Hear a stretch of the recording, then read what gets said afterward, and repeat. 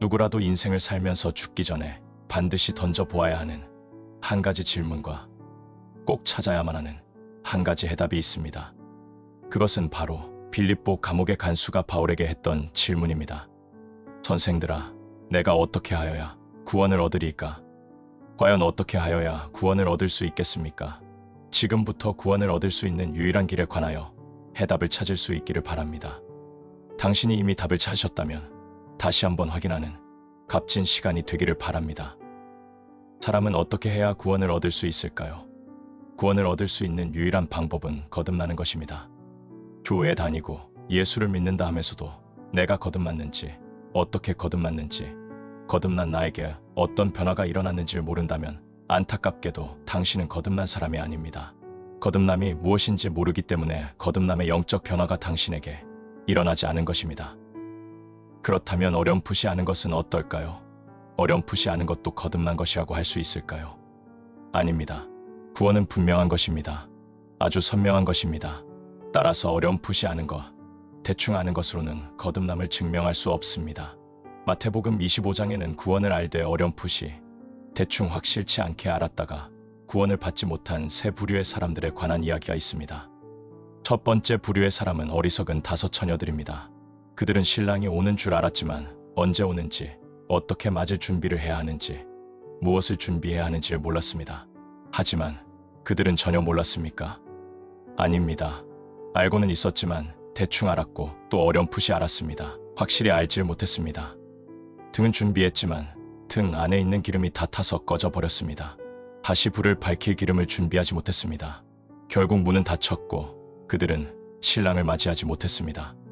두 번째 부류의 사람은 1 달란트를 받은 사람입니다. 그 사람은 달란트를 전혀 받지 못했습니까? 아닙니다. 분명 1 달란트를 받았습니다. 그러나 1 달란트가 얼마나 소중한지를 몰랐습니다. 중요한 것으로 여기지 않았습니다. 오늘날에도 교회에 다니면서 예수를 믿는다 하면서 자신에게 이르는 구원이 얼마나 중요한지 모르는 자들이 있습니다. 자신에게 베풀어 주신 그 크신 은혜의 구원을 등한시하는 사람들이 있다는 것입니다. 1 달란트 받은 종은 땅에 묻어버렸습니다. 그 결과는 지옥에서 이를 가는 처지에 이르게 되는 것입니다. 세 번째 부류의 사람은 염소와 같은 사람들입니다. 오른편에는 양이, 왼편에는 염소가 있습니다. 왜 양은 영생에 들어가고 염소는 영벌에 들어갔을까요? 그들의 차이는 무엇이었습니까? 양은 하나님의 은혜에 근거하여 섬겼습니다. 구원에 감사하고 감격하며 무엇을 바라지 않고 섬겼습니다. 그러나 염소는 행위에 근거하여 섬겼습니다. 은혜와 율법의 차이입니다. 거듭남은 은혜로 받는 것이지 행위로 받는 것이 아닙니다. 염소는 어떤 결과를 바라며 행위에 의지하였습니다. 결과는 영벌에 처해지는 것이었습니다. 마태복음 25장에 나오는 새 비유는 우리에게 무엇을 말씀하시는 것일까요? 하나님의 나라를 소유한 자, 즉 진정으로 구원받은 자가 어떤 사람인가를 보여주고 있는 것입니다. 구원은 어렴풋이, 대충, 짐작으로 알아서 받을 수 없다는 교훈입니다. 구원은 확실한 것입니다. 분명히 알아야 합니다. 따라서 거듭남이 무엇인지 분명히 알아야 구원받을 수 있습니다. 그렇다면 거듭남이 무엇입니까? 거듭남이란 말 그대로 다시 태어나는 것입니다. 모든 사람은 본질상 죄와 허물 가운데 죽어 있기 때문에 영적으로 살기 위해서는 다시 태어나야만 합니다. 하나님 안에서 다시 태어나는 것이기에 중생이라고도 합니다. 거듭난다는 것은 사람의 근원, 사람의 존재 이유, 사람의 종말에 관한 근원적인 사고의 변화이기에 위대한 변화라고 말할 수 있습니다. 자기가 누구이며 왜 살며 어디로 가는지에 대한 새로운 시각을 갖는 혁명적 변화입니다. 이 혁명적 변화가 사람에게 일어나는 것이 바로 거듭남입니다. 성경은 거듭남을 무에서 유를 만드는 창조에 비유했습니다. 그런즉 누구든지 그리스도 안에 있으면 새로운 피조물이라. 이전 것은 지나갔으니 보라, 새 것이 되었도다. 창조는 말 그대로 무에서 유를 만드는 것입니다. 없는 것을 있게 하는 것입니다. 더러운 것을 닦고 고장난 것을 고쳐서 보다 새로워 보이는 것으로 만드는 것이 아닙니다. 창조는 중고를 만드는 것이 아니라 새로운 것을 만드는 것입니다. 이는 마치 심장이식 수술과 같습니다. 심장에 이상이 생겨서 심장으로서의 기능을 상실하면 그 사람은 죽게 됩니다. 그 사람이 살 수 있는 유일한 길은 새로운 심장을 이식받는 방법밖에는 없습니다. 거듭남이 이와 같습니다. 우리는 유혹의 욕심을 따라 썩어져가는 구습을 좇는 옛사람을 입었기에 죽을 수밖에 없습니다. 그러나 거듭남이란 심령으로 썩어져가는 구습을 쫓는 옛사람을 벗어버리고 오직 심령으로 새롭게 되어 하나님을 따라 의와 진리의 거룩함으로 지으심을 받은 새 사람을 입는 변화입니다.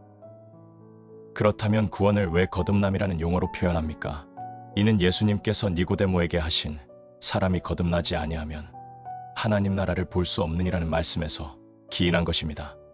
거듭남이 하나님의 나라를 보고 그 나라에 들어가는 데 가져야 할 필수 조건임을 밝히고 있습니다. 거듭남은 영어로 born again입니다. 즉, 다시 태어나는 것입니다. 왜 다시 태어나야 합니까? 옛것으로는 안 되기 때문입니다. 옛사람은 죄의 지배를 받기 때문입니다. 따라서 옛사람을 벗어버리고 새 사람을 입기 위해서는 다시 태어나야 합니다. 그런데 이 거듭남은 위로부터 태어나는 것을 의미합니다.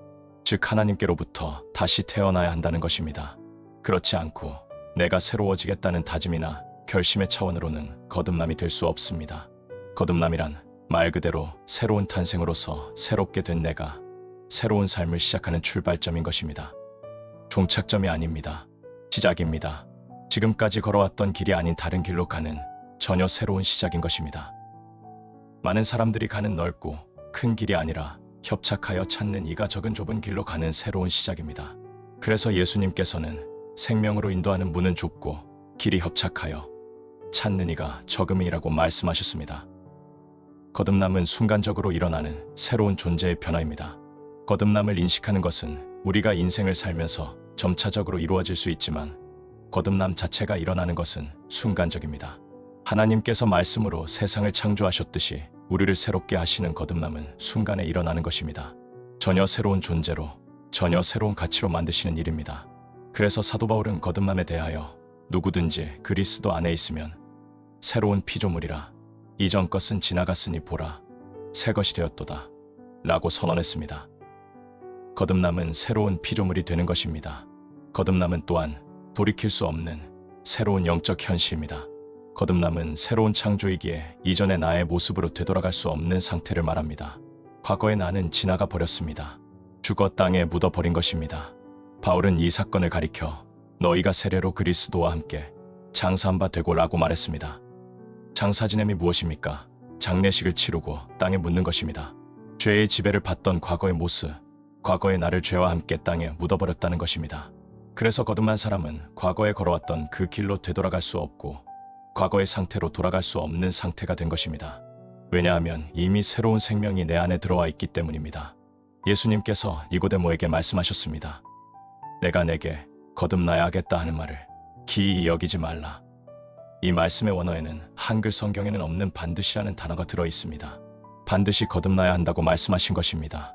무엇입니까? 거듭남은 우리가 선택할 수 있는 옵션이 아니라 필수라는 뜻입니다. 구원에 이르는 첫 번째 관문이 바로 거듭남이라는 말씀입니다. 거듭나지 않으면 성도가 아닌 것입니다. 거듭나지 않으면 하나님의 나라에 들어갈 수도 없습니다. 거듭나지 않으면 구원을 받을 수도 없는 것입니다. 아무리 열심히 교회에 나오고 헌금을 많이 내고 기도를 오래 하고 찬양을 목이 터져라 부르는 모범적인 신앙생활을 한다 하더라도 거듭남의 경험이 없다면 그 사람은 구원받지 못한 것입니다. 그래서 거듭남은 기독교 구원 교리의 핵심입니다. 거듭남 없이는 구원도 없습니다. 거듭나야 하겠다는 예수님의 말씀에 니고데모는 어리둥절하며 이렇게 질문했습니다. 사람이 늙으면 어떻게 다시 태어날 수 있습니까? 두 번째 모태에 들어갔다가 다시 날 수 있다는 말씀입니까? 이 말에 숨겨진 니고데모의 생각은 무엇입니까? 불가능하다는 것입니다. 사람이 다시 태어나는 것은 불가능하다는 주장입니다. 오늘날 니고데모와 같은 생각을 하는 사람들이 많습니다. 그러나 니고데모의 질문에 예수님께서는 거듭남의 방법을 구체적으로 제시하셨습니다. 예수님께서 니고데모에게 알려주신 거듭남의 방법은 오늘날 우리에게도 동일합니다. 우리도 이 방법으로만 거듭날 수 있습니다. 거듭났다고 고백하는 사람은 자신의 거듭남의 체험이 예수님께서 제시하신 방법과 일치해야 합니다. 그래야만 진정으로 거듭난 것입니다. 니고데모의 질문에 예수님께서는 진실로 진실로 내게 이르노니 사람이 물과 성령으로 나지 아니하면 하나님 나라에 들어갈 수 없느니라고 거듭남의 방법을 구체적으로 알려주십니다. 어떻게 거듭날 수 있다고 말씀하셨습니까?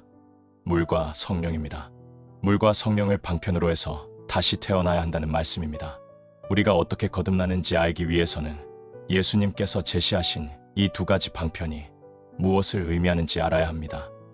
예수님께서는 물 또는 성령이라고 말씀하지 않으시고 물과 성령이라고 말씀하셨습니다. 둘 중 어느 하나만 가지고는 거듭날 수 없습니다. 거듭나는 첫 번째 방편은 성령입니다. 거듭나기 위해서는 성령을 바로 이해해야 합니다. 성령을 어떤 능력을 행하기 위하여 우리가 거듭난 뒤에 받는 능력의 체험 정도로 생각해서는 안 됩니다. 또는 거듭난 뒤에 주어지는 은사 정도로 생각해서도 안 됩니다. 사람이 거듭나기 전에는 성령이 들어오지 않습니다. 성령이 무엇입니까? 성령은 살리는 영으로서 하나님의 호흡, 즉 숨입니다. 이를 창세기에서는 생기라고 표현했습니다. 하나님께서 흙으로 사람을 지으시고 생기를 그 코에 불어넣으셨습니다. 그래서 사람이 생명이 되었습니다. 사람을 살게 한 생기란 바로 하나님의 호흡, 숨이었습니다. 하나님의 호흡이 들어오고 나서야 비로소 사람은 살아있는 존재, 즉 생명이 되었습니다. 사람이 생명이 됨으로써 두 가지가 가능해졌는데, 첫째는 사람이 죽지 않고 영원히 사는 존재, 즉 영생을 소유한 존재가 되었습니다. 하나님의 호흡이 들어왔기 때문입니다. 하나님의 호흡은 생명의 숨으로서 사람을 영원히 살도록 만들었습니다. 사람이 생명이 됨으로써 둘째는 사람이 생기를 통하여 하나님과 교제하는 존재가 되었습니다. 그래서 아담과 이브는 영생을 소유하여 하나님과 영적으로 교제하게 되었습니다. 그러나 아담과 이브가 죄를 범함으로써 이 생기가 죽었습니다. 숨이 끊어진 것입니다. 영원히 살지 못하고 죽는 존재가 되었습니다. 또 하나님과 교제하지 못하고 숨음으로써 교제를 단절해버린 존재가 되었습니다. 죄 때문에 그렇게 된 것입니다. 성령으로 거듭난다는 것은 다시 하나님의 호흡이 우리 안에 들어옴을 의미합니다. 그래서 우리를 다시 영원히 사는 존재, 하나님과의 영적 교제가 회복되는 존재로 만드는 것입니다. 이렇게 하는 것이 바로 하나님의 호흡인 성령입니다. 즉 살리시는 영입니다. 예수를 죽은 자 가운데서 살리신 이의 영이 너희 안에 거하시면 그리스도 예수를 죽은 자 가운데서 살리신 이가 너희 안에 거하시는 그의 영으로 말미암아 너희 죽을 몸도 살리시리라. 성령님은 살리시는 영입니다.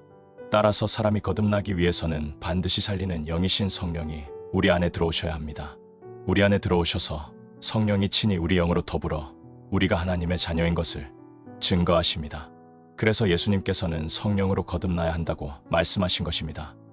거듭나는 두 번째 방편은 물입니다. 왜 물일까요? 물이 무엇이기에 거듭남의 방편이 된다는 말씀입니까? 어떤 교파에서는 이 물을 우리가 받는 세례, 즉 물세례라고 판단을 하기도 합니다. 이는 매우 단순한 문자적 해석이며 잘못된 생각입니다. 어떻게 물세례가 우리를 거듭나게 할 수가 있단 말입니까? 이런 유아적인 생각과 주장들이 교회 안에 행위와 규범의 범주로 자리 잡음으로 성도들의 신앙을 본질에서 벗어나도록 만들어버리고 있는 것입니다.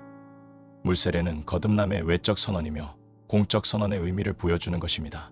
자신이 하나님 나라의 백성이 되었음을 성도들과 세상을 향하여 공식적으로 선언함으로써 이제는 더 이상 죄의 종이 되어 살지 않겠다는 믿음의 표현이요, 증표로서 물세례를 받는 것입니다. 즉, 물세례는 거듭남을 증명하는 선언인 것이지 거듭남의 방편이 될 수 없습니다. 물세례를 받았음에도 불구하고 여전히 죄 가운데서 죄의 지배를 받으며 살 수 있는 것입니다. 요한계시록 3장에 나오는 사대교회의 성도들이 그랬습니다. 그들은 분명히 교회에 참석하는 사람들이었습니다. 그러나 그들을 향하여 부활하신 예수님께서는 내가 내 행위를 아노니 내가 살았다 하는 이름을 가졌으나 죽은 자로다라고 말씀하셨습니다. 누구에게 하시는 말씀이었습니까? 사대교회에 열심히 출석하는 사람들에게 하시는 말씀이었습니다.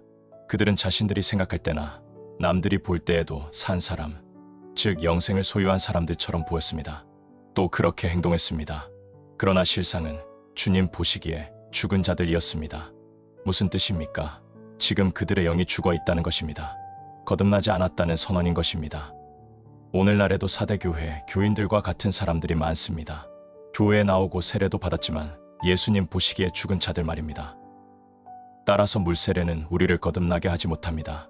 그렇다면 우리를 거듭나게 하는 물이 무엇일까요?